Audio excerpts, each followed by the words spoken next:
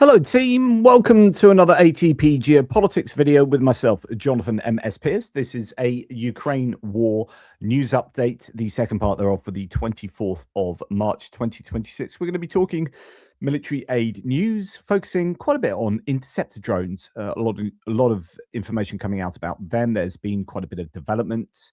Manufacturing of these interceptor drones is super important at the moment. These Shahed attacks are a menace, and in fact, as we speak, right now, as we speak, and I must shut my door. Oops. As we speak, there is a large-scale drone attack going on in Ukraine. So Ukraine is on the receiving end of a continued attack that has lasted all throughout the night. When I did my hits and losses video this morning, or about lunchtime UK time, there was an attack that was still continuing. Actually, that has continued right until now. The Russians are certainly mounting a very serious aerial assault on Ukraine.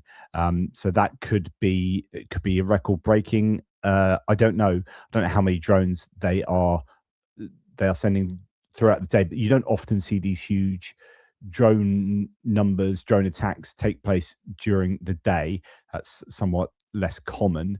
Obviously, the drones are easier to take out if you can see them visually in the air. Nighttime's a better time to attack. So that is happening now, and there is a demand for interceptor drones now more than ever, especially when you've got the Gulf countries as well getting involved with training and acquiring these much sought after pieces of kit. Okay, before we look at the details, first of all, thank you so much to you guys who are in the live chat. If you're not watching this live, as I always say, what are you doing with your lives? If you are watching this live, I have to say, what are you doing with your lives? Good to have you here, though, and thanks to all the mods and whatnot. If you haven't subscribed to the channel, please do so. It does make a difference, and thank you to those who have already done so. Okay, actually, before we talk about military aid to Ukraine, I want to revisit I don't know if you watched my hits and losses video from this morning, but I talked about how there, as part of a larger project for the Ukrainians to strike at launchers like Iskander launchers and Zircon and Onyx, these anti-ship missile launchers, Ukraine has been hitting pieces of kit with sort of FP2 or similar drones throughout the last month, and I listed a whole bunch of these Iskander and Onyx missile launchers that have been hit, and there was one hit last night which was an Onyx launcher, and now the footage has come out for it, and I just thought I'd show that to you before we go on, because I think it's an interesting bit of footage. I'll probably separate this out to a separate video later, but let's look at that first and see what it tells us. Okay, so here we have the footage. I'll just throw myself to the side. Here we have the footage of the drone, and I need to make sure there's no sound in my ears.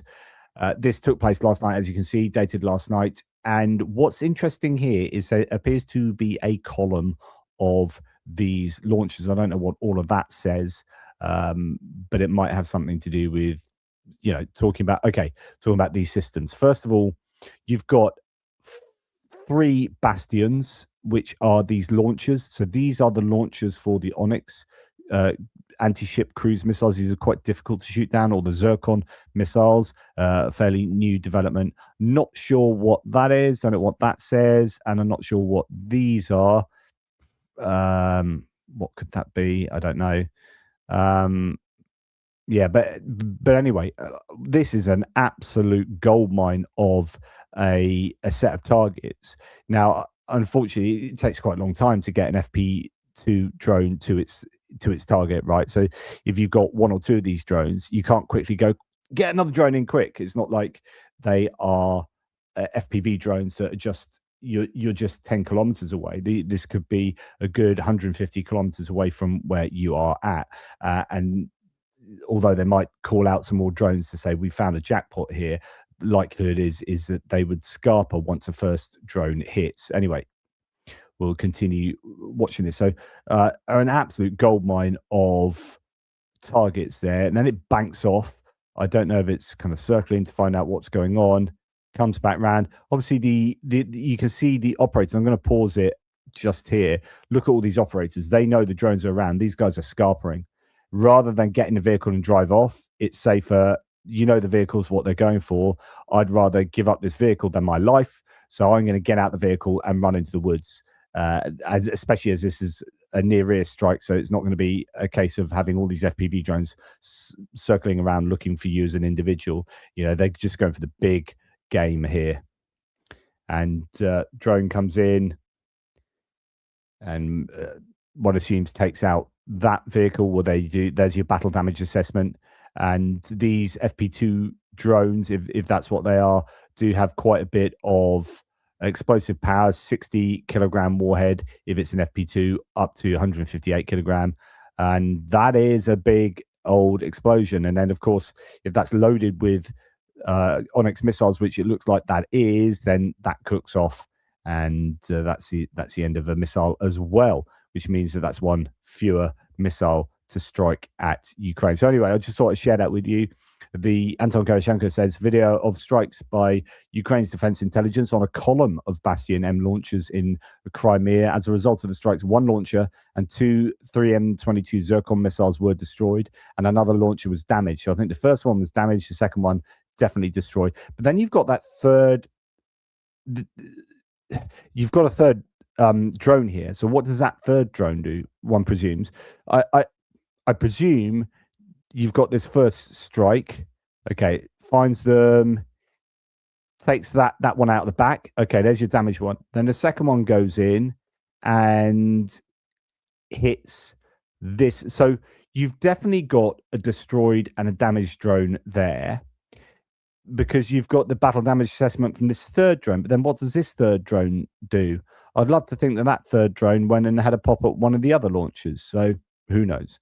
Anyway, the Russian army primarily uses Zircon missiles to terrorize civilian populations in Ukraine. Notably, the missiles were not used. These missiles were not used in the Russian attack that took place last night. Now we understand why. So good news. The Ukrainians got there before these could launch at the Ukrainians. Scruffy's in, and I forgot to. I've got some Norwegian news and some Swedish news and Danish news, and I meant to rewatch Scruffy's video teaching me how to do the accents for Sweden. You know, no, I'm not going to do my Swedish accent there.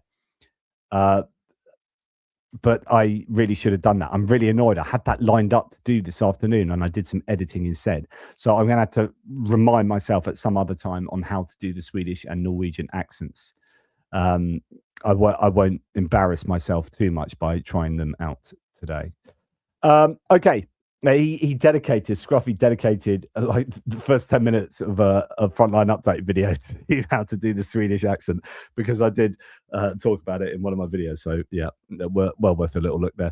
Okay, we'll start with some funding information, and the IMF has raised concern over Ukraine's $8.1 billion aid package after Parliament stalled on tax measures required to release the financing. So there are often these, or almost always, hoops that the Ukrainians have to jump through in order to get the funding from either the EU, IMF, whoever it is. So IMF had obviously said you need to put in some tax measures, usually involved in sort of free market enterprise or whatever floats the IMF's boat.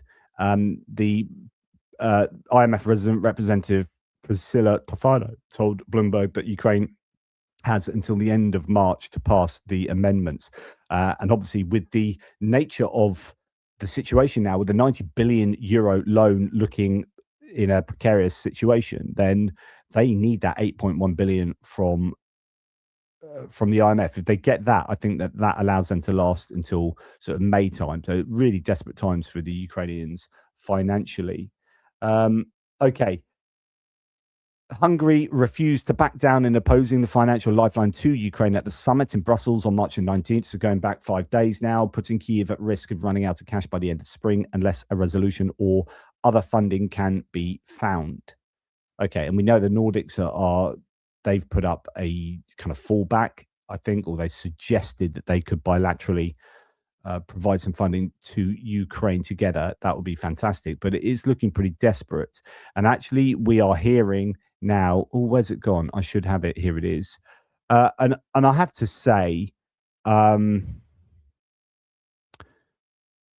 piece of a pod. We have seen Hungary. I'm going to get a little bit political here, but it is to do with military aid, because at the end of the day, this is Marine Le Pen. Marine Le Pen has basically publicly endorsed the fact that Hungary are vetoing the money going to Ukraine, right? So you've got identical behavior going on, and also we're hearing the AFD, and there's news just coming out now. Politico article has just come out this afternoon suggesting, we've just heard that Peter Shihata, the foreign minister for Hungary, has been providing Russia with information, leaking meeting information to Sergei Lavrov. There's been a letter that's been found out from Shabelik's Panyi. He's got a letter that was, I think, sent from Lavrov to Shihata or vice versa, suggesting that there was collaboration between Hungary and Russia to undermine the Slovakian elections, right? So then you've got Marine Le Pen from Rassemblement National in France existing in this ecosystem and endorsing the same kind of behavior. And you've got AFD, apparently, according to a Politico article, leaking, I think, EU documentation to Russia. And then you've got MAGA, United States MAGA, appeasing Russia. And there's now news, I think, that there's even more sanctions being relieved on Russia, right? And you've got Reform UK with Nigel Farage appearing on Russia Today 20 times, and the head of Reform UK for Wales going to prison for 10.5 years for treason, right? For doing work on behalf of Russia. And I'm sorry, but every single one of these parties are the same. They are the same. The funding is the same. The influence is the same. And I don't care if you are a really big fan of Reform. I'm sorry, you are being manipulated by Russia. If you're going to vote Reform, just be known that you are working on behalf of Russia, or Rassemblement National, or AFD, or Donald Trump and the MAGAverse, or Fidesz in Hungary, or Poland's a bit funky, but Confederation, I would say them as well, and so on and so forth. Rinse and repeat across Europe with the majority of these right-wing populist parties. They are in the thrall of Russia. They are peas from the same pod. Marine Le Pen is functionally no different to Nigel Farage, to Donald Trump. I'm sorry, Viktor Orban, Alice Weidel. They are the same people with the same ideology and the same funding. And there is no surprise that Steve Bannon tried to piece them all together in what's called the movement, right?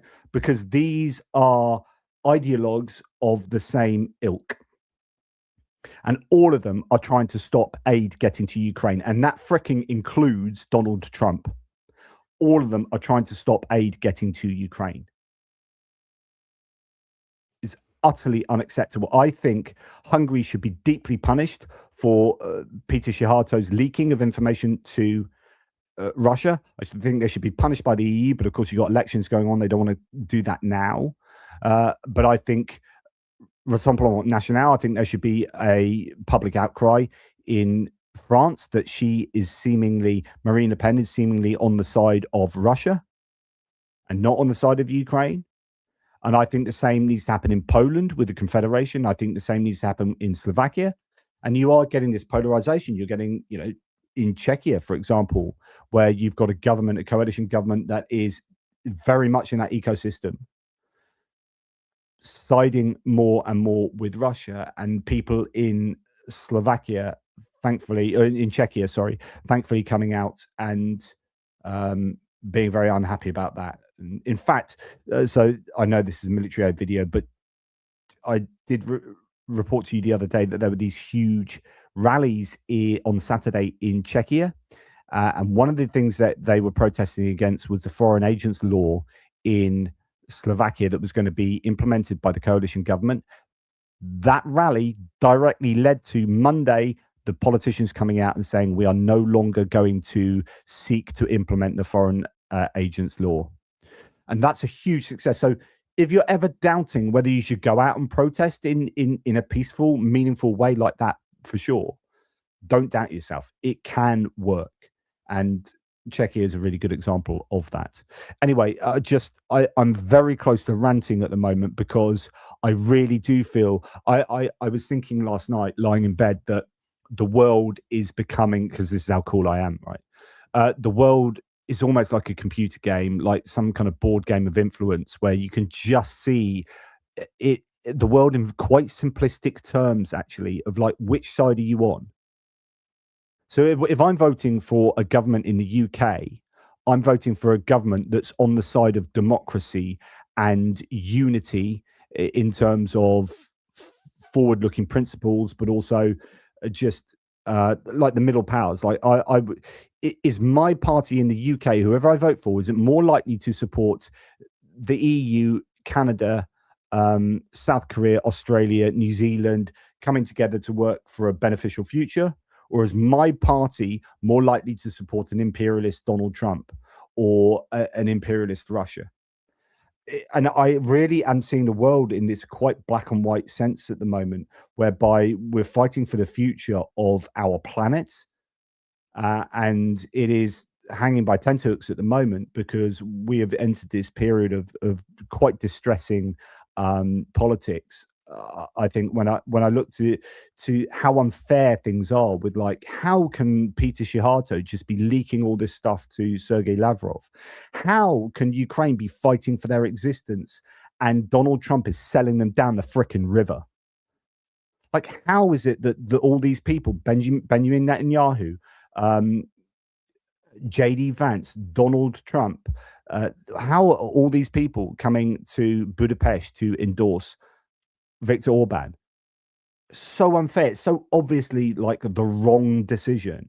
So I'm just seeing the world in quite a black and white world. It is, yeah, command and conquer. It is, honestly. I really think it is. So it frustrates me when I see people that obviously, for most people, they're not looking at international geopolitics, and that's the thing. And they go through their lives and then they go onto Twitter and they're told that immigration's terrible, so let's vote for reform. And you're like, there's more to it than that. There's so much more going on. And it's just so dangerous if you let yourself be sucked into this ecosystem where you end up voting for someone who's basically Trump 2.0, who loves a bit of Putin. Anyway, military aid. We're not talking about that. Norway. And now for my Norwegian accent. No, that was poor. Just sort it out. I'm not doing it. Norway to provide Ukraine with $200 million in budget support. Sorry, I had a currency blackout then. $200 million in budget support through the Peace Project. According to Prime Minister Yulia Syrodenko, the funds will be used to support macro financial stability and the operation of the key public services. Okay. Good stuff there. I so just want to do accents really badly. Sweden announced a new humanitarian support package worth 240 million Swedish krona. It's about 21 to 23 million dollars. 150 million krona of that goes to the Ukrainian Red Cross. The rest supports children affected by the war, school food programs, childcare reforms, mental health and social support. So good stuff from both those Nordic nations. And then we're going to go to Denmark. We understand that the FP5, yes. Oh God, I'm just trying to. This is all of these great suggestions, scruffy tales. Remember the bounce and ending with a high pitch. Yes, this is a bit like Australian, but European style. Norwegian accent got to be all song like. Okay, I'm going to work on it. Guys. I'm just going to go back to my teacher Scruffy for that.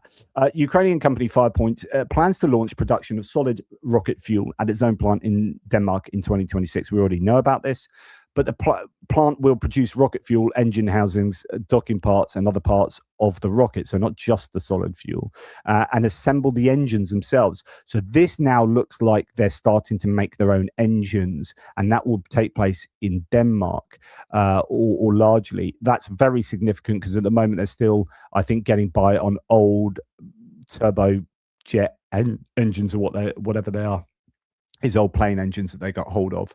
Now, it's a little bit more than that. So Denmark has really gone out of its way to make sure that Firepoint can start manufacturing in Denmark. They have amended more than 20 laws to allow the construction of a solid rocket fuel plant for the Ukrainian company Firepoint. So they are really going to town on facilitating Firepoint setting up shop in Denmark. Now, drones, and although we're going to talk Interceptor drones here, we're going to return to it in our Ukrainian section up there, this yellow section. But here, Germany, Quantum Systems has been awarded a contract to supply the National Guard of Ukraine with 15,000 Ukrainian Strela Interceptor drones. So actually, we could have had this in the Ukrainian part, because these are Ukrainian drones being made under license, it looks like, in Germany. Obviously, it keeps them safe, as in the facilities aren't going to be bombed, one would hope, in Germany, although, of course, we now know. In fact, let's do a little bit of a sidebar here. We understand that, oh, no, not that one. Where are we? We understand that the facility in Czechia was... fire broke out at LPP Holding, a defense company in Pardubice in the Czech Republic, which produces drones for Ukraine. So it was initially thought that it was an anti-Israel attack, bit of sabotage, where this was a company making stuff for Elbit Systems, which is an Israeli company, to get weaponry to Israel. But actually, it turns out it's to get weapons to Ukraine. And there's a theory that's going around that perhaps the Russians are getting people to attack places thinking it's to attack against Israel, get like pro-Palestinian actors to do this, and actually it's really against Ukraine. That would be a bit of a challenge if that's something that the Russians are up to, but that's mere speculation at the moment. However, it's certainly true that sabotage has taken place at a company making stuff for Ukraine in Czechia, in Europe. That should be much bigger news, I think. So when it comes to setting up shop in, say, Denmark for the FP5 missiles, or setting up shop in Germany in terms of building those drones, then those Quantum Systems drones, then there are some worries. It's not just a case of like, oh, we'll be all right, we're building this in Europe, it's going to be safe now. In fact, I've got a video I want to show you. It's probably worth bringing this in, because where do I have it?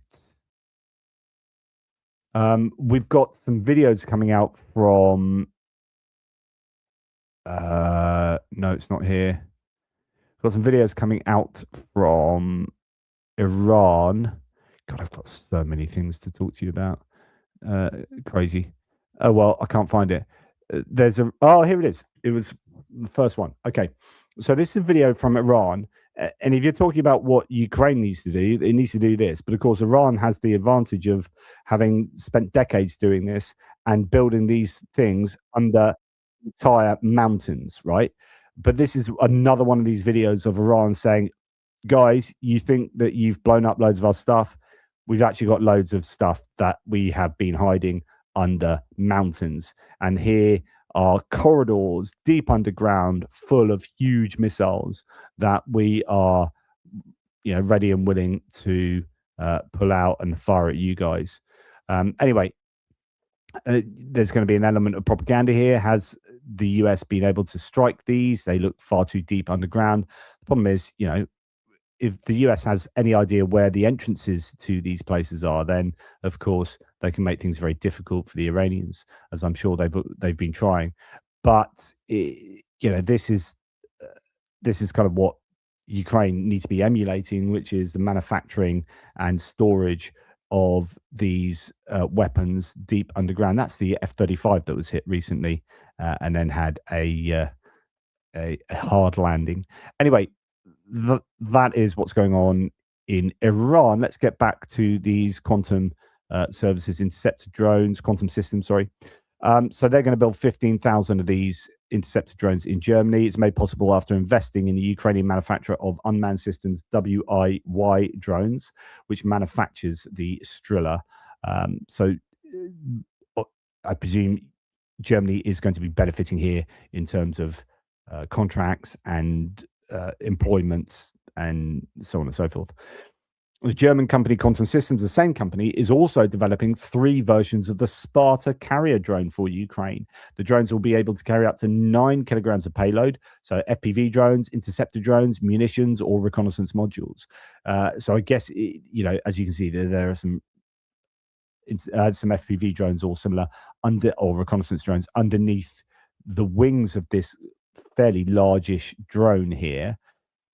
I wonder if it acts as a repeater. I'm sure it does. It clearly does act as a repeater, and so therefore you could have these flying around with interceptor drones. It depends what the flight time for these are, but I imagine that rather than have to be very close to where a Shahed drone goes over, the challenge. Sorry, I'm just spitballing here. The challenge with interceptor drones is that you need to be close enough to the path of the Shahed drone to be able to fire your interceptor in the sky, because not all of them have great range. We're going to talk a little bit about that range later.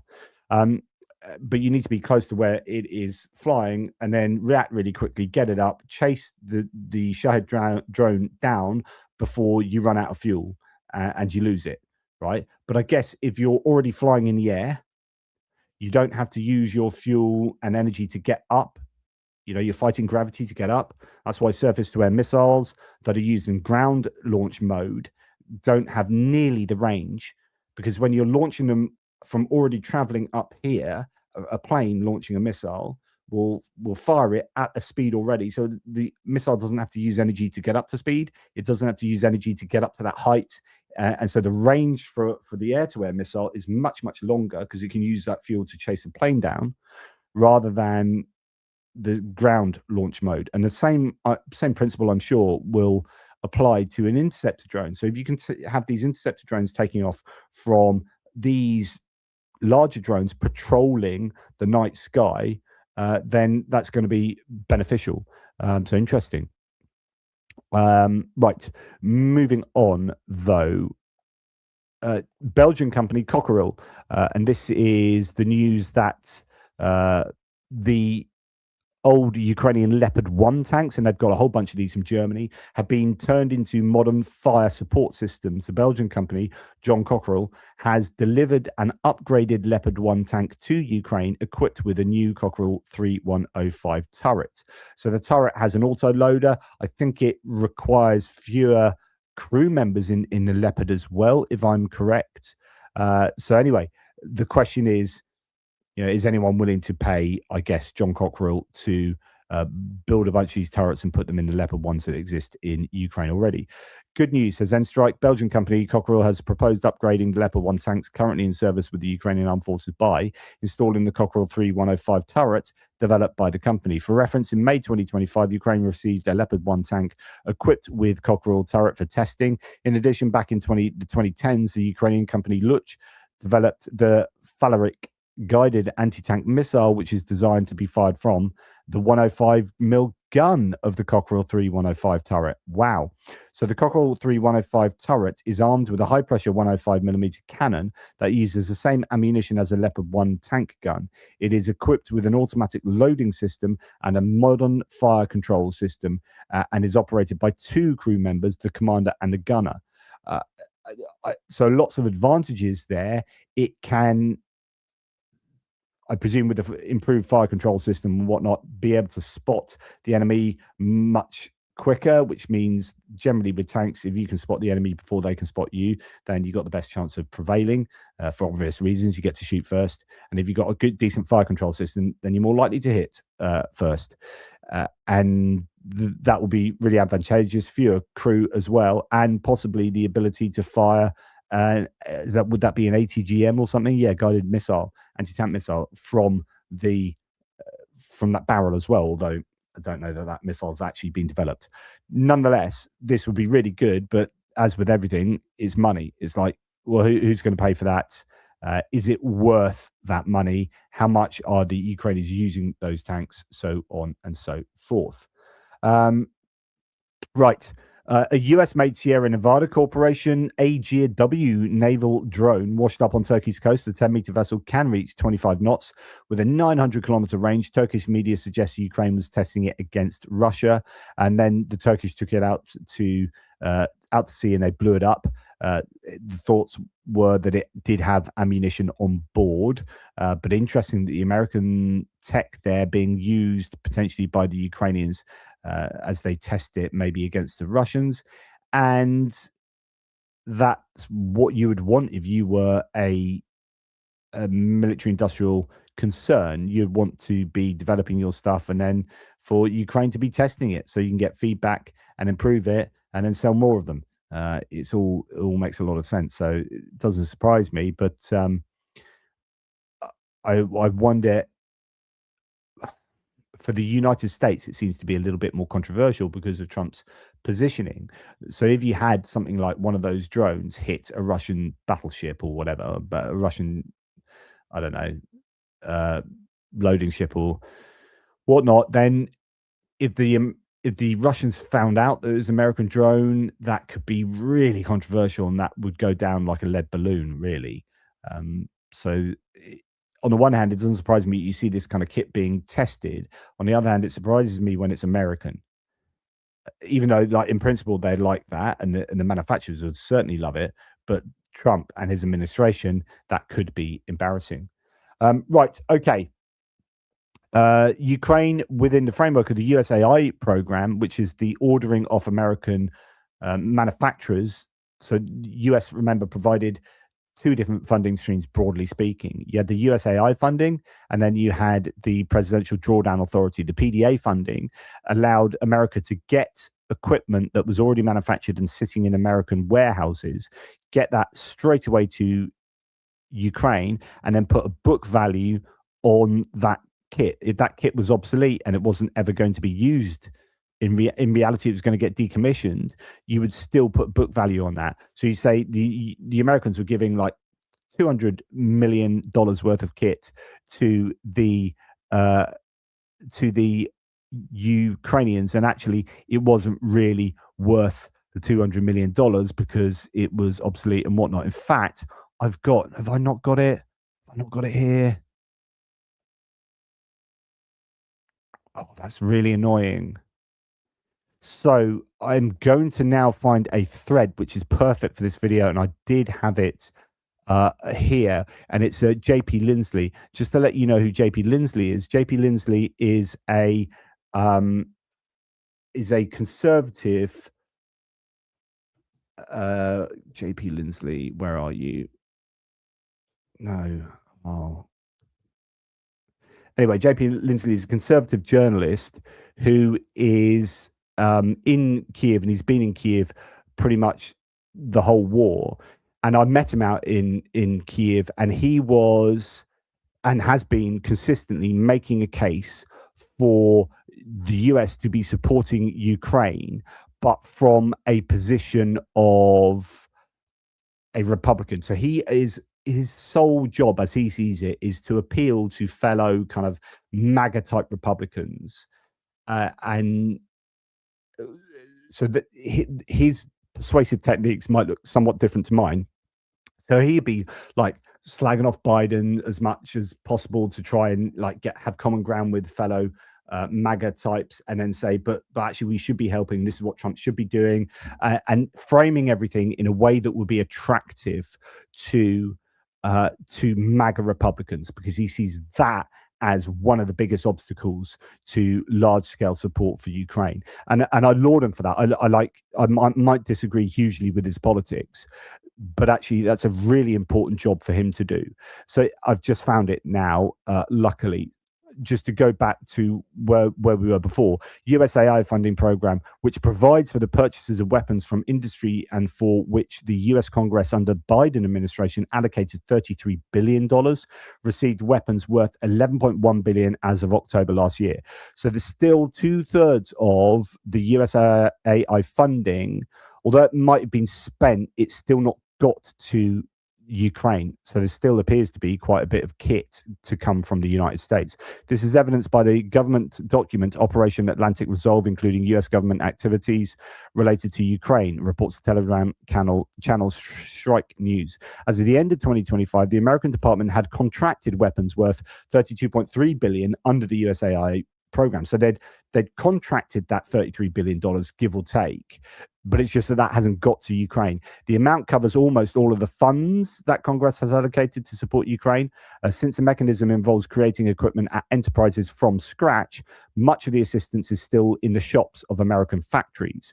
In other words, you could use an example. So the Iran, these kind of these budget cruise missiles that the Americans are producing that they've developed from scratch, but the Ukrainians haven't arguably received any of those yet. They are due to get them soon. That will be part of that funding gap difference. Anyway, JP Lindsley here says, because Trump in the White House yet again, this time with Taoiseach Micheál Martin, the Irish leader, Trump said, oh, we've given $350 to $400 billion of aid to Ukraine. And actually, JP Lindsley's being quite forthright here in a way that I haven't seen too much from him. Trump says the US gave $400 billion. It's more like $11 billion. Let me show you. Now, it's damn tough to make sense of Washington accounting, and surely there are nuances to adjust here, but I'm 100% confident my numbers are closer to the reality than what Trump says here. When he met with the Irish Taoiseach, Trump said that the US had given $350 or $400 billion to Ukraine. That's not true. Most of the congressionally pledged Ukraine aid either has not been spent, we've just seen a little bit of that from USAI, or it has been spent but it hasn't got there, went to buy new weapons for America, that's the one, was sucked up by USAID globally, so that's not USAI funding, that's the aid funding that also played a part with supporting Ukraine, or as an arbitrary valuation of old weapons the US gave to Ukraine. The real cash to Ukraine is much, much less. So if you're talking about actual just cash, he says that's more like $11 billion. Suggestions and corrections are welcome on this complex but gravely consequential topic. See the second post for our infographic. So the amount Congress allocated was actually $187 billion. What went elsewhere or wasn't spent, he reckons, is $165 billion. Amount or valuation delivered to Ukraine, $22 billion. Valuation of old American weapons given to Ukraine, $11 billion. Actual cash to Ukraine government, $11 billion.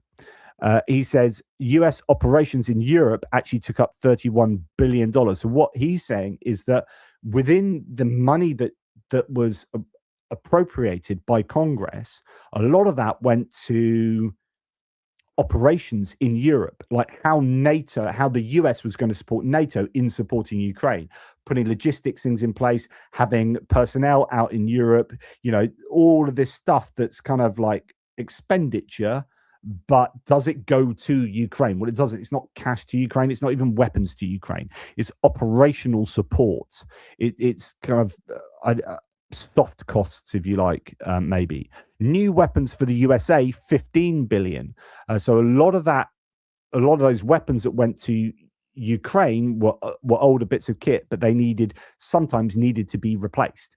And so part of the funding was replacing what had been given to Ukraine with a book value over here.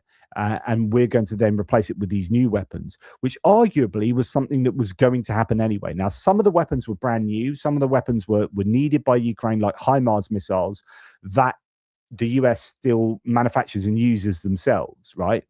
So not all weapons were old and obsolete, but there's a whole range of weaponry, and much of it needed replacing.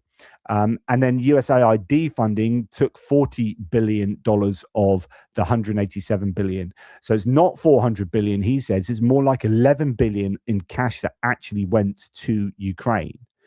Now, you can question that. there's probably a lot of nuance there. And if you're talking about aid to Ukraine, just as a general sort of idea, then actually it is going to be closer to the 187 billion, like where aid includes all of that, including like the operational costs, I guess. And if you go to the Kiel Institute, they will give you a tracker that looks very, very different. I mean, what's the amount of weaponry that they think has gone to Ukraine? I don't know. It's like 111 billion or something like that. Way less than what Trump is saying. And also that still does include like the valuation of equipment at book value. So, that, and if you're decommissioning that and you're going to have to pay for that to be decommissioned, then actually you're making a saving on giving that, let alone claiming that it's costing $150 million or whatever. So these claims need to be understood, as being very nuanced. Right. Anyway, going back to the United States. So we were talking about USAI funding. We've already talked about the Czechia factory being sabotaged. We'll stay on Czech then. Return to Czech. The Czech organization Darek Pro Putina, so Gift for Putin, has raised funds for 86 Sting Interceptor drones. They've raised so much money for Ukraine. It's absolutely phenomenal. These Sting Interceptor drones, the charity foundation Return Alive reported that the Czechs managed to raise 8.31 million hryvnias. We're going to return to the Sting drones as well. So I have a little section on that in the next segment. Now, there are rumors, have no idea whether this is going to come to pass at all, but Qatar has 12 Mirage 2005s, which are the planes that Ukraine are operating. I don't know if they're the exact model because they operate the 2005F, the Ukrainians. But anyway, it's going to be very much what they would like. And they are helping Qatar with drones and drone training. There is a rumor that they have presented an option for Qatar, or a proposal for Qatar, to get 12 Mirages to Ukraine, as these have been decommissioned. Right, so they're not using these as far as I understand them. Surely Qatar can help out here. The information is unconfirmed, says French aid to Ukraine, but the media claims that in return for military aid, Ukraine is asking Qatar to hand over its fleet of 12 Mirage 2005s. So that would be absolutely brilliant if it came to pass. Okay, now we go to Serbia, but actually stay on the aviation side of things. Ukraine's MiG-29 pilots have compared their Soviet-era helmets and oxygen masks to Serbia's modernized gear and asked who would fix this before 2030. Serbs can, and we couldn't in 10 years. So the Ukrainians might be appealing to Serbia to help them out to modernize their helmets and their oxygen masks and whatnot, so that they can actually operate these MiG-29s, these older planes, but try and keep up with the time. It's 2026 after all. Now, we're hearing today that the Danes have announced a massive investment in SAMP-T. Says something like their biggest investment ever, or I don't know what the context is. In fact, if I look for it here, I don't know, Denmark, SAMP, just put, helps if I can type. Sorry to do this live, but they did mention it. Oh, I don't know what that was. If I get the latest. Yeah, I don't know. I'm not seeing it at the moment. But there was an announcement today that Denmark's ambassador to France says that Copenhagen's purchase of the Franco-Italian SAMP-T NG air defense system is the largest defense investment in Danish history. Right, that's it. So it looks like the Danes are not going to go down a Patriot route, and they're going to adopt the SAMP-T NG, and it's going to be their largest investment in history in terms of defense. Just to give you an idea of SAMP-T, let's just look at this video. Ukraine is expected to receive the Franco-Italian SAMP-T NG, the European equivalent of the Patriot, in early 2026. Next generation air defense system is designed to intercept ballistic threats. Beyond France, Italy, and Ukraine, Denmark is also moving to acquire it. Well, actually, that's what we heard today, and they've seemed to have given that the green light. So it's a multifunction radar and IFF, command and control, vertical launchers, and missiles. So let's have a look at this video. I'm turning the sound off, not that you could hear it. 360 volume. So this is important. It's got 360-degree volume protection, which I don't think the Patriot has. This is able to shoot at anything in any direction, whereas a Patriot is, I think, constrained directionally. But obviously, if all your missiles are generally going to be coming from over there, then it's not too much of a problem. Unique missile design, supersonic, so it can take out supersonic cruise missiles. It can take out anything in the air, I guess, really.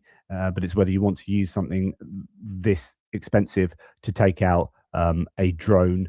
But anyway, all of those sorts of targets, and it has interoperability, so you can plug it and play. Integrated into national air and defense missile defense systems, so it's a NATO plug and play. Tactical data link, integrates in any existing national air and missile defense system. That's that 360-degree protection in azimuth. So there you go. Agile missile launched vertically, and it's got reduced manpower. I guess this is compared to Patriot. Lower operational costs, therefore. Again, I presume in relation to Patriot, and then seems to think it's got outstanding strategic and tactical mobility, so that you can drive it around more easily. And actually, that might be a serious thing. So Patriots generally are somewhat challenging to move. The Germans put their Patriots on these lorries, essentially these truck chassis, in a way that the Americans hadn't so much. I had an argument with someone here once about that, and I don't think they realized that the Germans did have a different setup with their Patriots, but I don't know if the Americans have cottoned on and do that as well. But here they're claiming that the SAMP-T can have a fast encampment and decampment, so you can whack it up and take it down fairly quickly. Operational deployments, well, they're just naming, I guess, all the NATO countries there, and they are claiming it's combat proven. Of course, we'll see whether the NG is combat proven.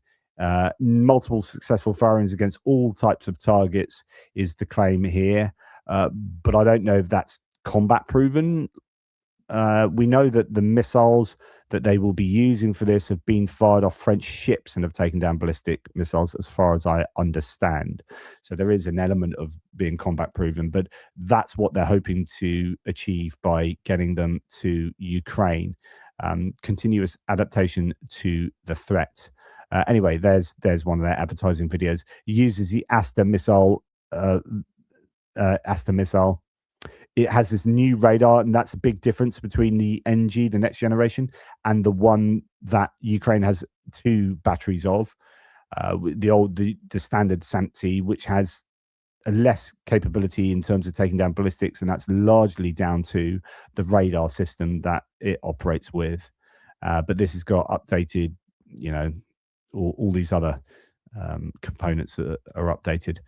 Anyway, that's a little advertising video for SAMP-G. A UK defence company, Cambridge Aerospace, is about to become Europe's newest unicorn, so a $1 billion valued startup. That's what a unicorn is. Before 2026, the UK had 0 defence unicorns. It's now about to get its 3rd in 3 months. Cambridge Aerospace is focused on drone and drone interception, and is chaired by former UK Defence Minister Grant Shapps. It's speaking with investors about raising about $200 million at a $1 billion valuation, a large increase from its $400 million valuation last year. I don't know if this is the one or a separate one. This is the one that's actually been started by 9 Ukrainians. So there's a unicorn, a new defense unicorn in the UK that I told you about before, started by Ukrainians and Brits. This could be the same one, but we're starting to see a number of British defense unicorns. I think there's been now 3 in recent months be announced, and the same in Europe as well. And I think this is a reaction to the situation in the United States. There's this desire in the EU and in the UK to keep hold of startups, to invest in them. And there's regulatory red tape and obstacles for keeping these. That's why they often go to the US, where there's funding is much easier. So these huge venture capitalist organizations in the United States, much more likely to support you over there. And what Europe needs to do as a whole is to be able to compete with the US in terms of keeping startups in Europe. And the defense sector, I think, is an important test bed for whether we can keep startups, because they are seemingly popping up rather frequently at the moment due to the demands of the defense sector, given that we are involved in quite a few wars, or the world is involved in quite a few wars at the moment. Okay, right. So what do we have here? Chaps.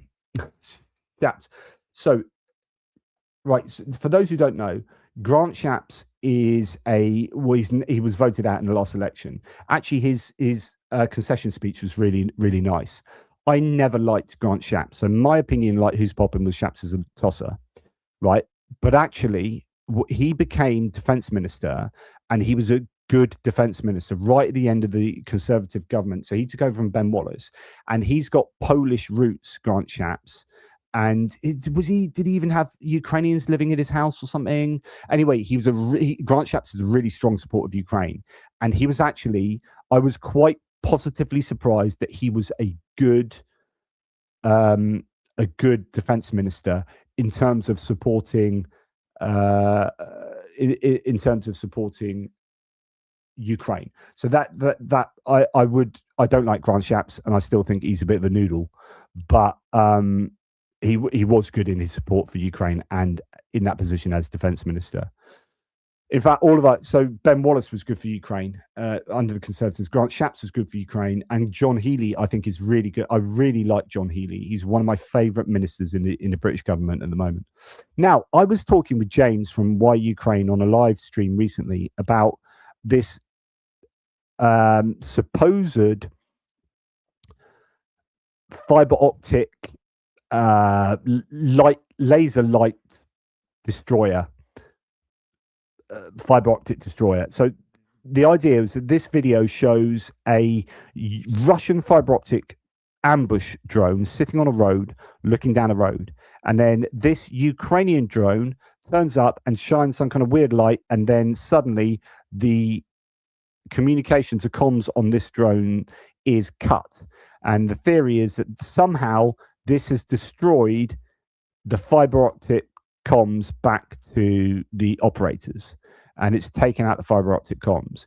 Now, I was talking with James, and there's ideas like this could well be psyops, not really sure that this is a workable thing.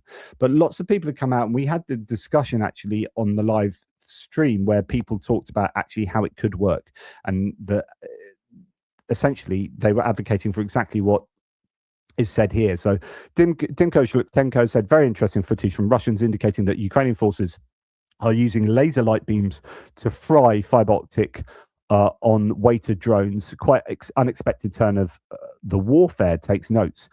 Jeff 2146 says, talked with people from the Latvian-based drone manufacturer DK Unity, which is also active in Ukraine, at BedX, and they told me that you can indeed disable a fiber optic FPV drone by frying the endpoint receivers with a strong enough burst of light. So basically, you get the light into the fiber optic by, even though you generally send light down a fiber optic, and I guess it should be difficult for light to get in it from the outside.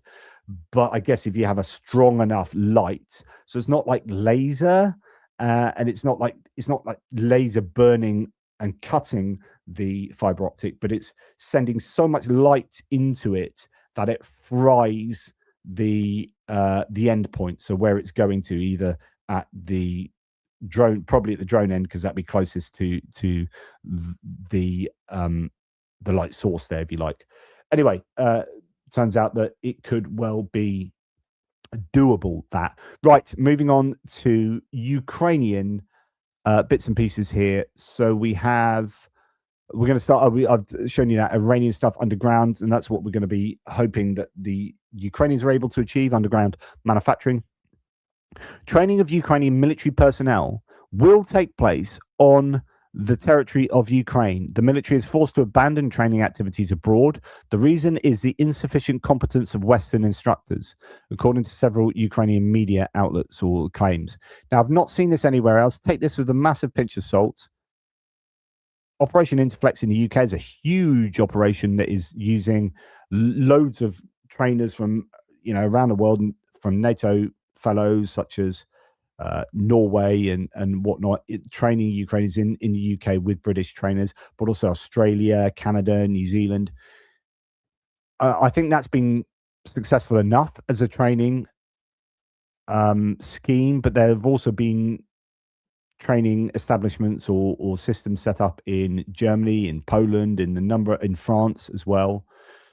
I've not heard this anywhere else. It would be quite surprising if they're pulling out from training abroad, but it could also talk to not having enough troops to train. It could also talk to the expense of it, and that the NATO training just isn't good enough. And we've certainly heard that as a criticism over the course of the war. Right. Lugging 1,200 kilograms of shells a day by hand under fire near Pokrovsk.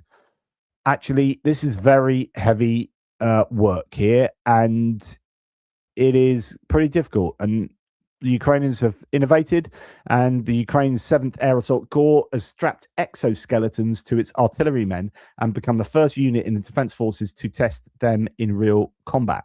Wow, they've got exoskeletons. So basically a skeletal framework outside of your body. That's the exo bit.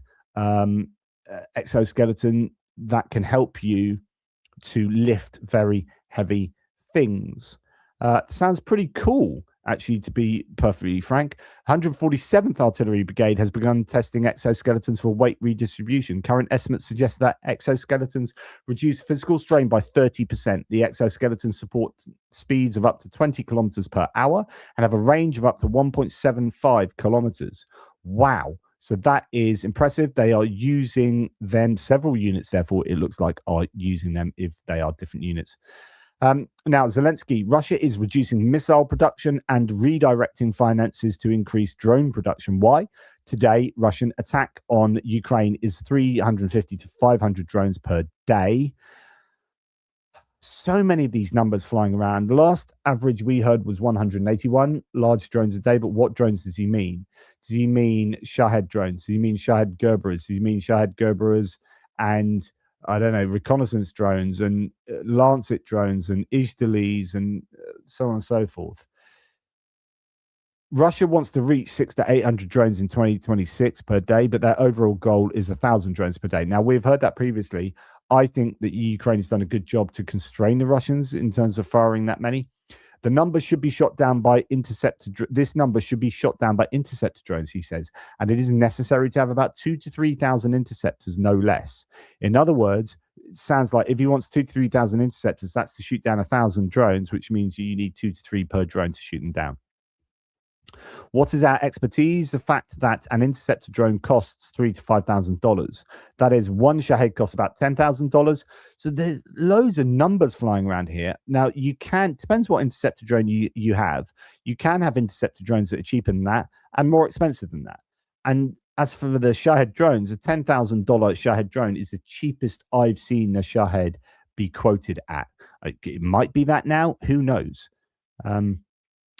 A missile for a Patriot costs $4 million. So you can do the maths there. Ukraine spends $10,000 to shoot down a drone, and a Middle Eastern country $4 million. This is the experience that we offer.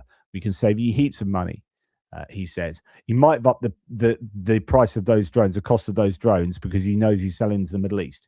They're definitely not 2,000 anymore. They're 3,000 to 5,000. And when I say 5,000, I mean 55,000 and 555. million, gazillion. I mean, Qatar, you got some money, surely.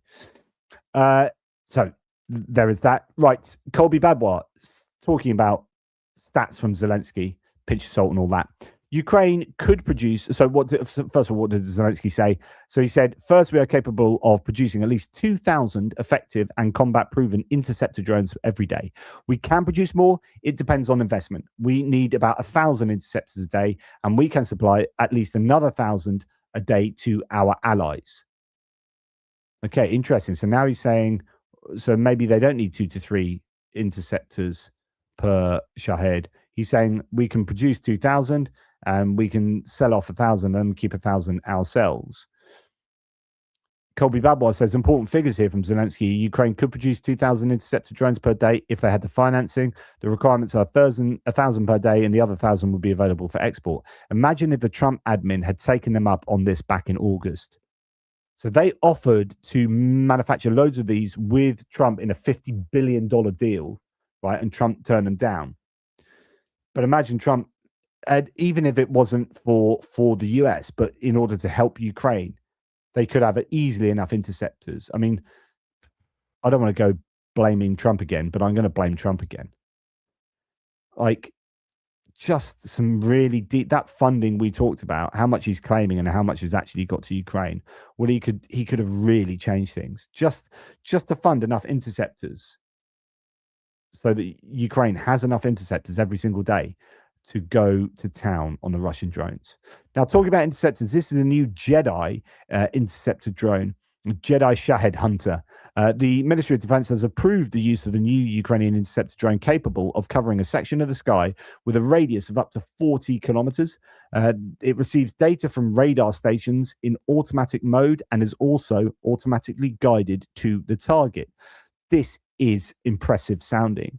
So there are some pretty decent capabilities on show here. New Ukrainian Jedi Shahed Hunter interceptor drone is fully autonomous. It can automatically acquire, track, and engage a target whilst traveling at 350 kilometers per hour.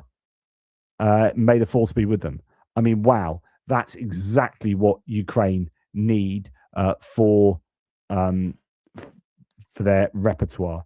I'm just going to go through all my tabs to make sure they are all rendered correctly. Right, let's return to them. So that's a Jedi interceptor drone. Good stuff there. Sting interceptors have appeared on CNN. Let's see what CNN had to say about them. I'm going to take that off. I'm going to put it up with sound. And just a very short excerpt on CNN regarding these Sting interceptor drones. It remains the great laboratory of this new age. Out of necessity, it has built a model of adaptation at wartime speed. Ukraine's Sting interceptor drone costs about $2,000, flies up to 280 kilometers per hour, has downed more than 3,000 Shaheeds since mid-2025 per its manufacturer, and is being produced at more than 10,000 a month, according to Reuters. One Ukrainian test pilot said that learning to fly it takes only 3 or 4 days for those who can already operate drones. And then there is the software side. Ukraine has opened access to its battlefield data, so allies can train drone AI, which will boost pattern recognition and target detection capabilities. That is a massive, massive thing, by the way. So going to someone like the United States of America, where it's all about, I mean, everywhere around the world, it's all about AI these days, but saying, right, you know, if you can help us build this stuff, we can give you what you cannot get elsewhere. Actually, you can get some of it from Iran now, but different kind of data. That we can give you drone, ballistic missile, well, more like one-way attack drone interception data. We can give you all sorts of battlefield data. In a way that you can't generate that kind of data anywhere else, really, not to the level that we have it right now at our fingertips. You can let your AI models go to town on our data. That is some leverage that Ukraine has, and yeah, here's a drone where a trained up drone pilot only needs to spend another 3 days of training to become proficient at operating the Sting drone. Here is a P1 Sun drone, very prominent drone. This is a recording of someone watching it, and here it's taking out a Shahed drone. And like I showed you this morning in the hits and losses video, the speed at which this drone approaches a jet-powered Shahed, that Shahed is going along at some clip, right? And it is approaching that Shahed, and I'm presuming that's not sped up. That is approaching the jet-powered Shahed with some speed. That's impressive from the P1 Sun. We've got another one this morning. I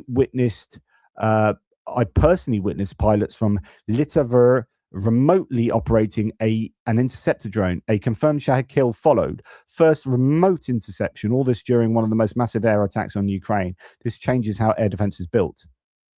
This really does. So this is very significant. What's going on here? I presume there's no more detail than what this person said, but I presume this isn't someone that's sitting underneath where that drone is operating. This is someone in Kiev, Lviv, I don't know, Paris, operating this. So obviously you need to launch this locally, but then you can hand over to an operator who's operating it remotely.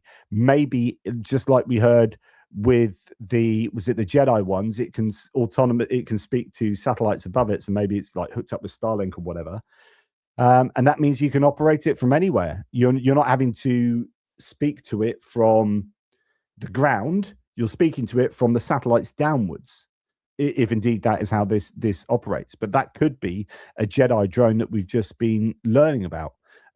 So that could indeed be a game changer. And I just thought I'd throw this one in. It's another interception. Let's look at a Shahed drone, not a Shahed drone. I'll tell you what, that looks like a Molniya, actually. Yeah, cheap and cheerful. And this interceptor drone is your quadcopter. So the Molniya won't travel too fast. It's not like a Shahed, but that's getting taken out nicely. Bang. See you later, mate. See ya. Wouldn't want to be ya. Yeah, you can float to the ground and hopefully not kill anyone, as you would have done otherwise. Right. Zelensky intrigued with a statement about sea drones. Quote, "We are developing more stable drones that can operate longer and more effectively at sea. Soon, and not in the distant future, we will have systems capable of operating even in ocean conditions," the president noted. I love these cryptic statements. Yeah, I have wondered why we have not seen a proliferation of Ukrainian USVs for some time.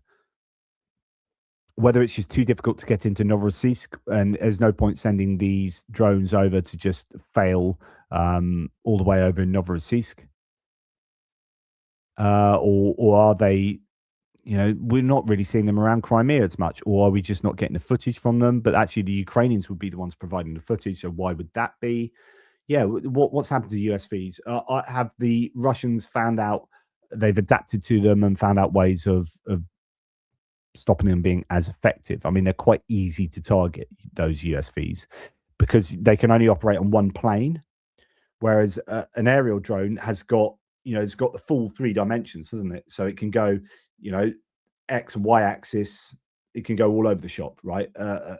An aerial drone. A USV can only operate on one plane, which is on the sea, on the surface. And as a result, it's much easier to hit. I mean, we know where it's going to be. It's going to be somewhere on that sea that we can see out there, which is just one dimensional. So let's go and find it. When it comes to underwater drones, now that's where you start you can treat them more like aerial drones, where they've got that kind of 3D scope of where they can go and what they can do. But yeah, we just haven't seen them as much as I was expecting to have seen them. Now, Ukrainian company Twist Robotics has codified the Seika Hunter drone. The drone can perform 3 types of missions: reconnaissance, transport strike, and the function of a carrier of FPV drones. So a bit like we saw with that Quantum Systems drone earlier. Well, it's a Ukrainian drone that Quantum Systems is making. Sega Hunter is capable of carrying up to 5 kilograms of payload over a distance of up to 50 kilometers with a reset and return. In repeater mode, the flight duration is up to 3 hours. In the drone carrier configuration, aircraft delivers 2 FPV drones with 7-inch propellers over a distance of up to 40 kilometers. So that's fantastic. Exactly what we want to see. Loads of these options for the Ukrainians.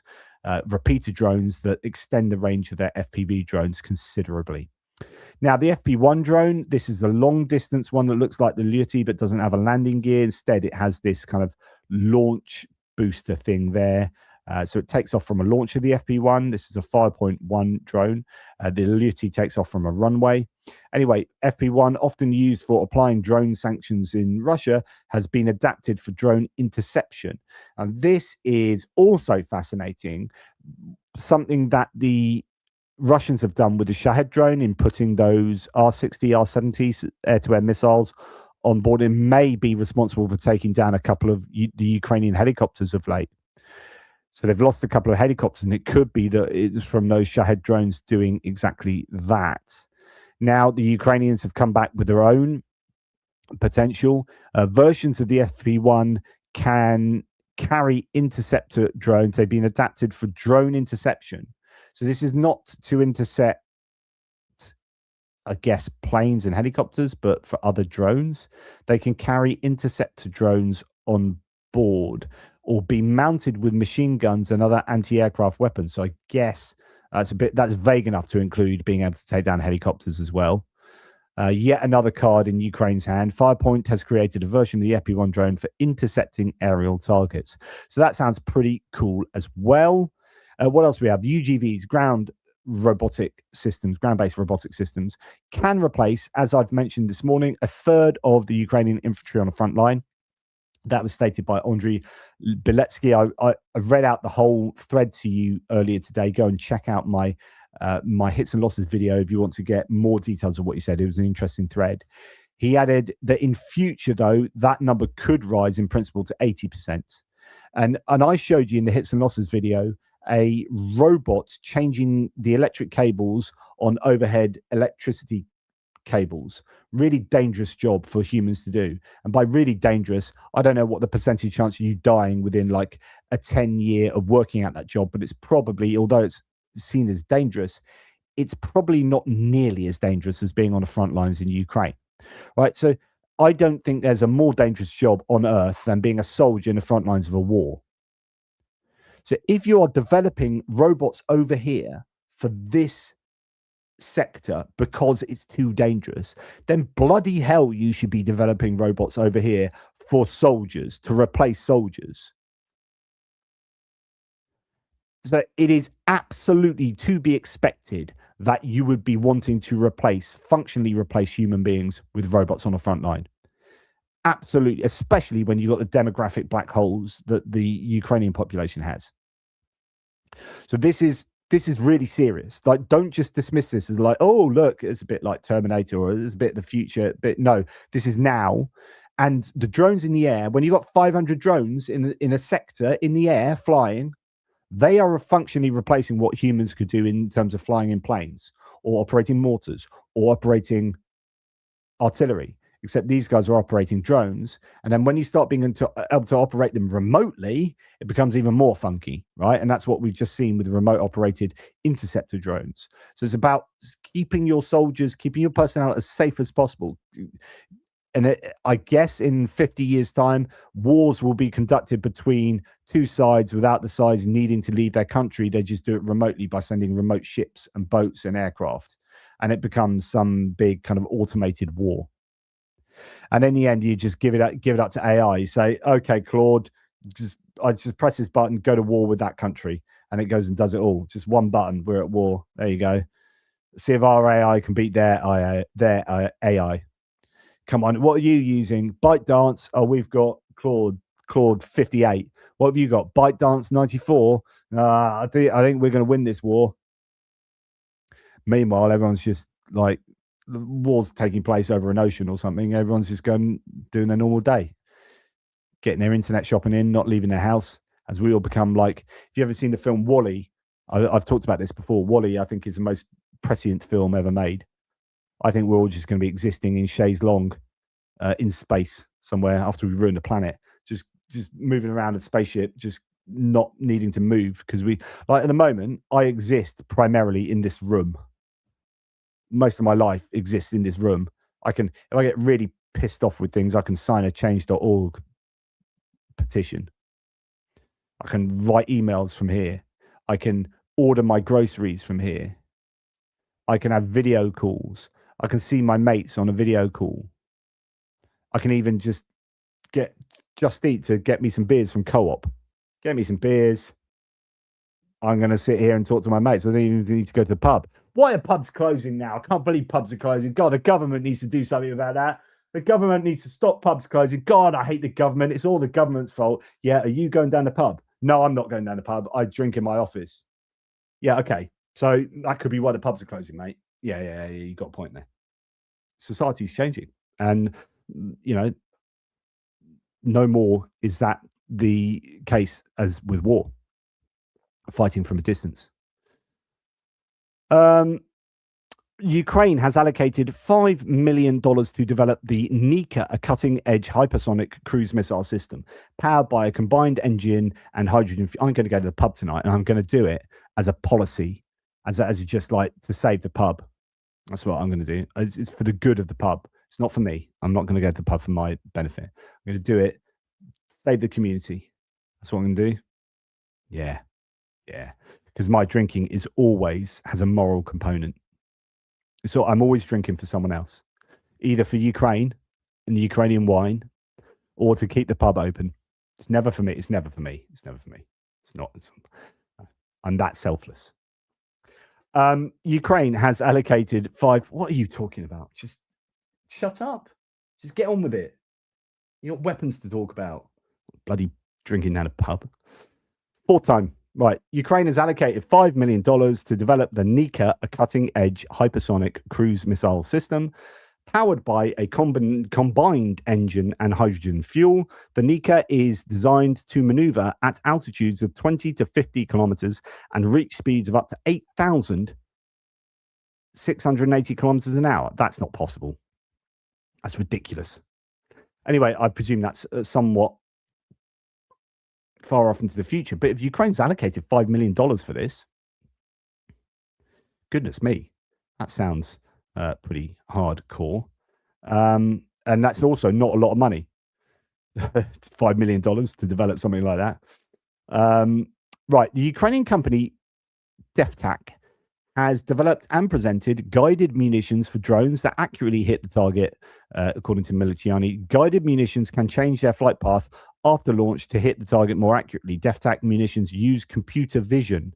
Interesting. So we've seen so many ideas for how to guide missiles or drones or ammunition for artillery ammunition. GPS is often used, but then GPS is easily spoofed, and actually it's a little bit more expensive, according to some. Now, Ukraine is removing GPS from the battlefield. DefTac's AI-guided drone munitions we've just been hearing about use computer vision to lock targets and strike even under jamming. So the GPS is easily jammable. That's why Firepoint have been developing, and I presume it's up and running, Tercom for terrain, so terrain mapping for their Flamingo cruise missiles. So they fly 40 meters above the Earth. They map the Earth. They then compare that to an onboard map, and they don't need to connect to satellites. So you plug it in, then it's not communicating to anyone else. It's just internal. So you can't jam it. You can't jam the communication.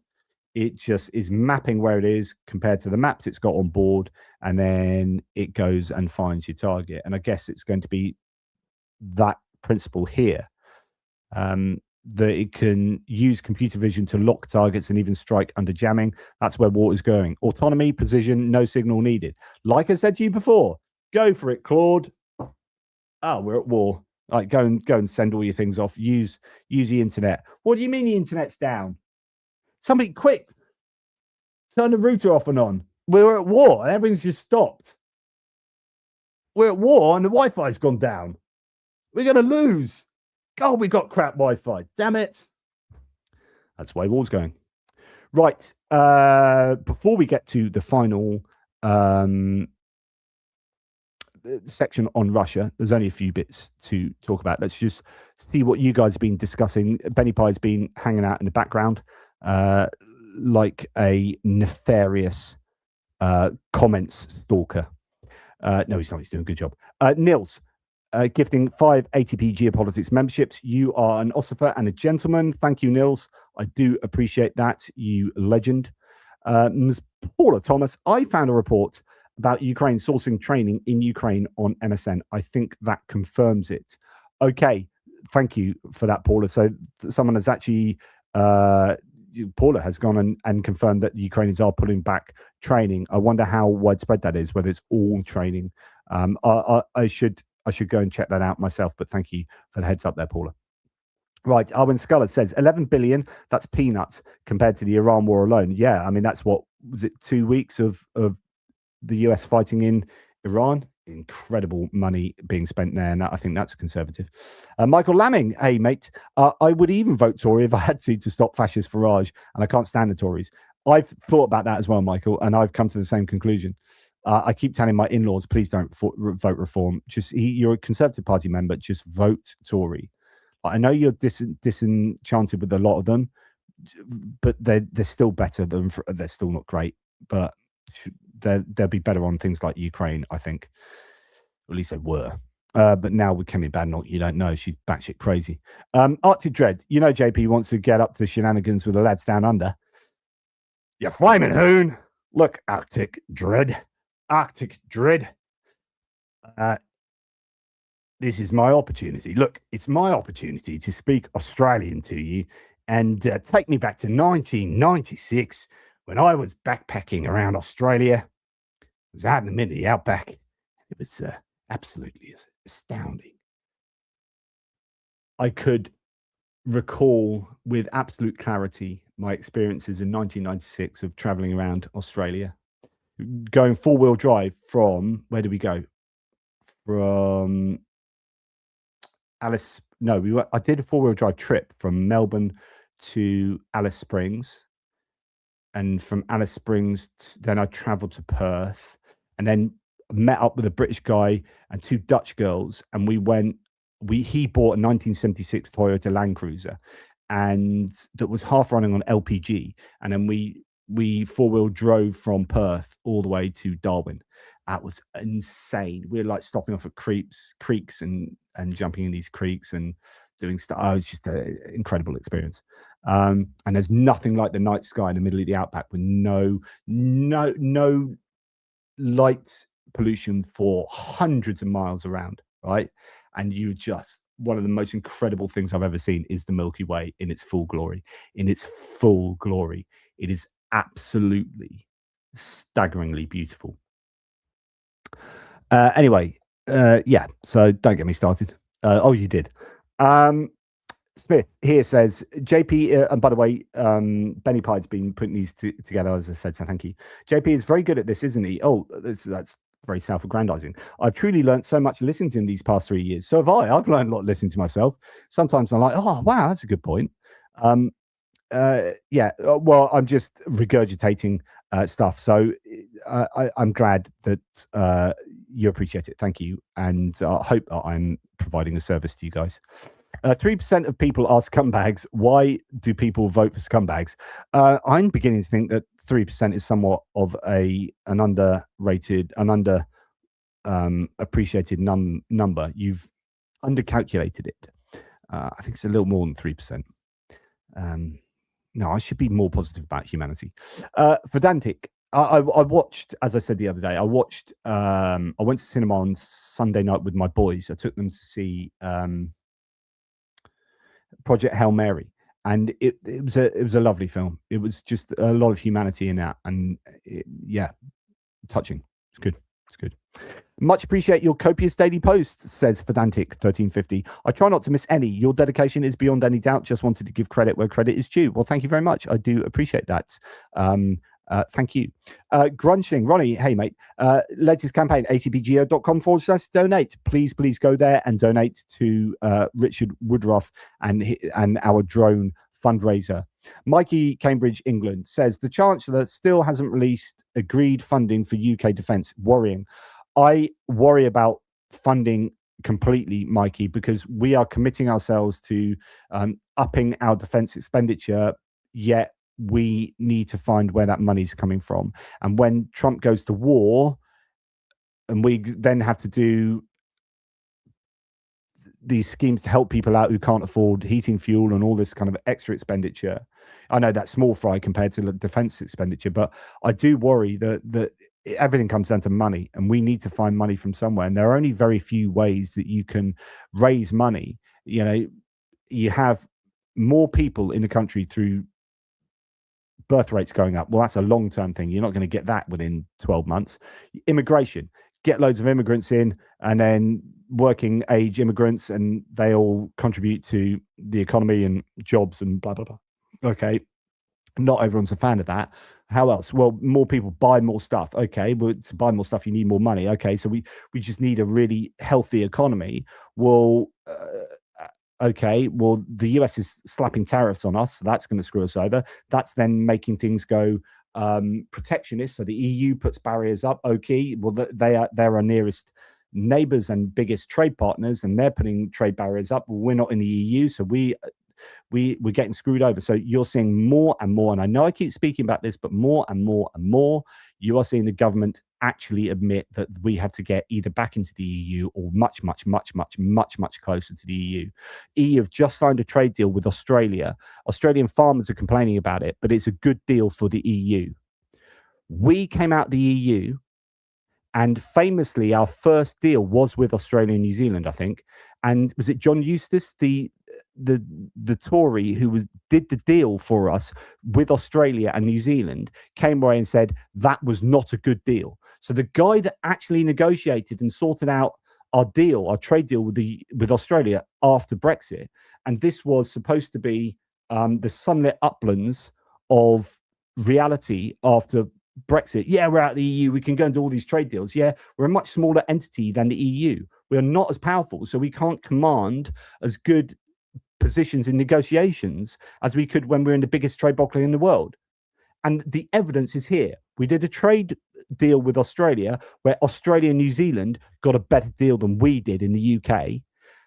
The EU have just signed a deal with Australia where the EU get a really good deal and Australian farmers are complaining. Now, you can whinge about that from an Australian point of view, but if you're in the EU, that's a good deal.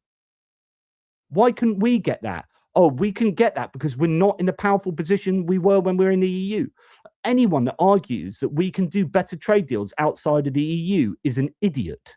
I'm sorry. And if you were someone that argued that post-Brexit, I hope that you've changed your mind now. Like that, you think that the UK could somehow be in a more commanding position to get a better trade deal than what the EU can achieve. You're just insane. You're just not all there. And the evidence is there. We did a bad trade deal with Australia and New Zealand and a bad trade deal with Japan. We tried to get it back with like India recently under this government, but essentially the realization is coming more and more to people in the political elites, other than your Brexiteers that are still there, that we need to get closer to Europe because we need. So how do we get the funding? We need good economy. How do we get a good economy? Well, swimming on our own as a minnow in a shark tank with America attacking us with trade deals, we need security. And the only way we get that, I'm sorry, is by getting closer to the EU. It's just is that simple. I need to open a few more tabs. I don't have enough tabs open, generally speaking. Benny Pie. NVIDIA's Komodo AI, kinetic robot AI model released this week and tested on unitary robots. We've seen amazing stuff. Revolutionizes robot movement, looks to be a massive step towards autonomous humanoid robots. And of course, the Ukrainians now have the Mark I robot from an American company. I think they've got a couple of those operating in Ukraine. Jay Rogers, kind of frightens me that AI is learning how to kill humans. Where will it end? Probably with the end of humanity. I don't know, just a guess. I was watching this documentary the other day. It's from the 80s. It's had 1987 or something. It's a really good documentary. It's called, what was it called? Terminator. That was it, Terminator. And it had this guy that was showing us how like robots can come from the future and kill humanity because that's how they're programmed.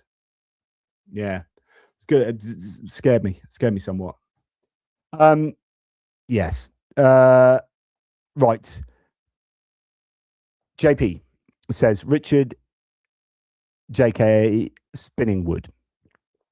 And hello, Richard. Long time no speak. JP, BBC announced 400 drones sent by Russia in daytime attacks on Ukraine. Smoke rising over Lviv. Yeah, as I said at the beginning of the video, Richard, there's a big attack. It's going on now. It went last night. 400 drones last night. Then while I was recording, there were 30 drones going towards Kyiv. And then that has continued right throughout the day. So right throughout today and last night, drone. There are explosions all over Ukraine. I almost don't want to look at the moment because it's going to be really tough for Ukraine right now. I think it's going to be, it's going to be a tough one. Belgian accent, I'd just be a French accent, wouldn't it? But I just talk about waffles. Surely, I mean, isn't that how it works? Gary, you're close to being banned. JP has the worst accents ever. Lol. That's not lol. That's deeply insulting. My accents. I've had many acting jobs because of my accents. So, you know, be warned. And I'm sure no. So what Smith is saying no. She's saying no to Gary, but saying JP, please do more accents. Do more accents. That's what Smith says. Stephen Bendal, my Norwegian friend. Have one for the pub for me, Jonathan. Thank you. I dread the day I don't find any pubs when I go to England. Wow. Yes. Well, my local pub burnt down, so I'll go to my other local pub. But they are rebuilding it. It's beautiful. Those Doris badges are fine, aren't they? Just yay. Beautiful.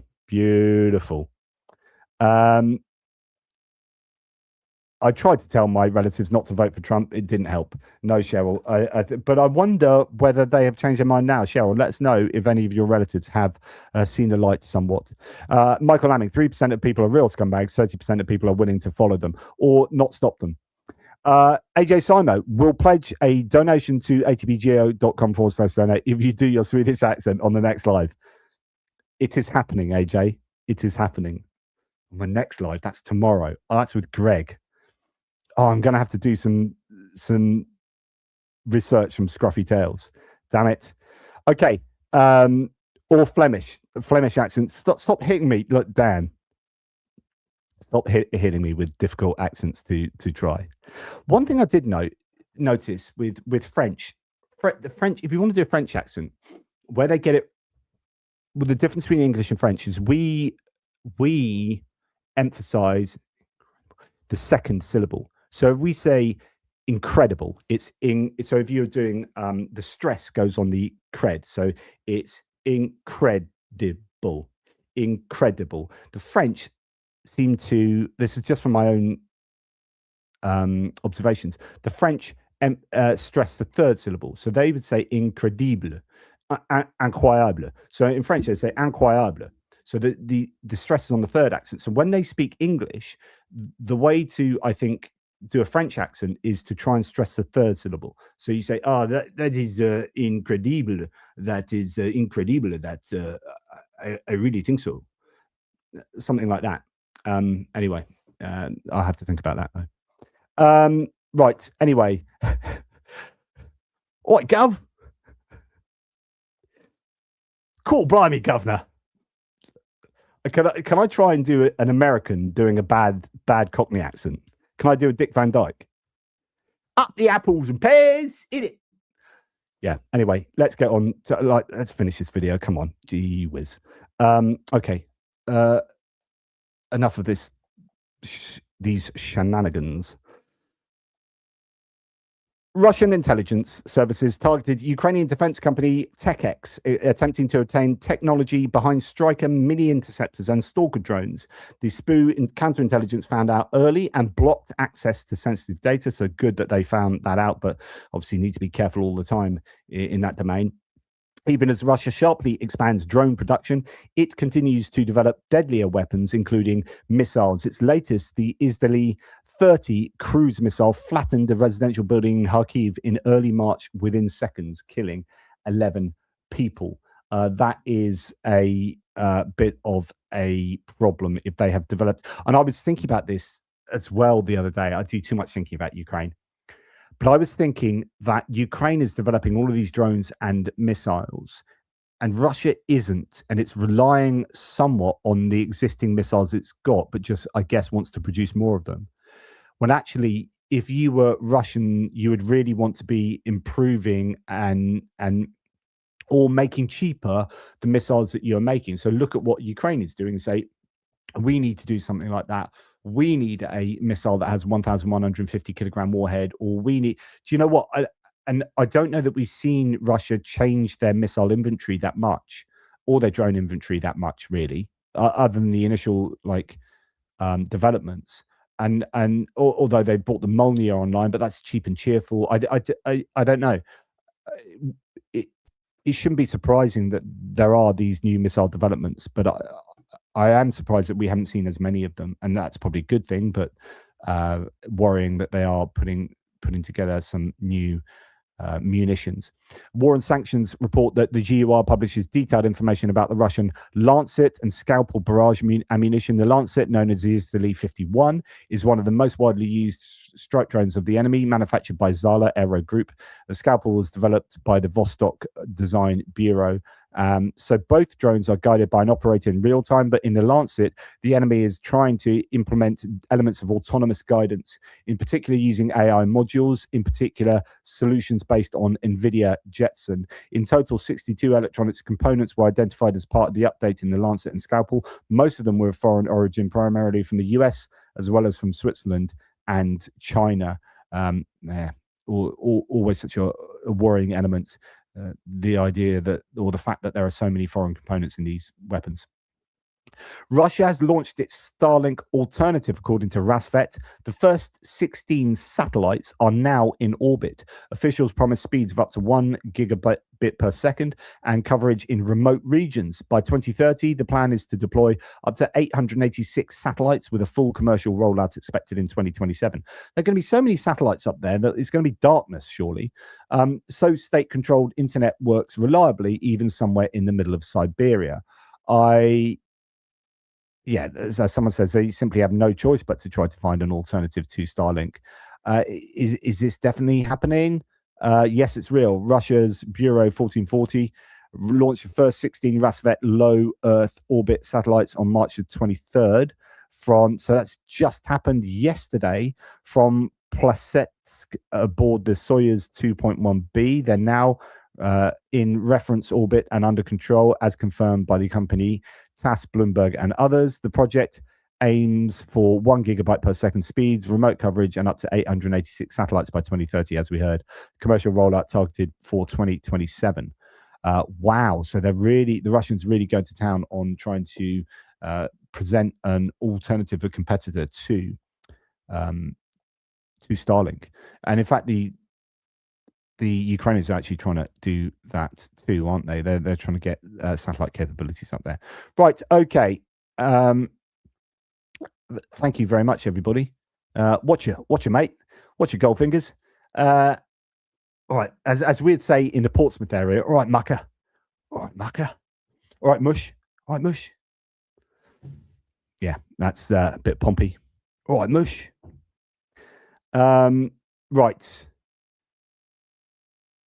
Thank you, everybody. I really do appreciate your company here. Sorry that not like mushy peas. No, not like mushy peas. I do apologise that I went off on so many tangents, and most of which were nothing to do with the topic at hand. But you're here for it, so thank you. Thank you for being here for it. Thank you for the people who are members of the channel. I really do appreciate you. You keep the lights on. You are how I keep going. Thank you to people like Michael Winkler and to Mark and Oliner and all these wonderful supporters in the background, and for the super chatters and everyone here today. I really do appreciate that. Anyway, Take care, everybody. Toodle pips, and I'll speak to you soon. Check out my live tomorrow with Greg, where we're going to be talking about cabbages and kings and whatever it takes our fancy. And apparently, according to AJ Simon, I've got to try and perfect my Swedish accent. I struggle with things like that. I used to be good at accents, and now even trying to do them today, like my cognitive load, it's my MS, messes with my brain in ways that are quite subtle sometimes. So things like trying to do accents used to come really easily to me, and now like my speech and stuff is just it's cognitively more difficult for me to do stuff like that. So that's interesting. I'm certainly going to give it a try though. Take care, everybody. I'll speak to you soon.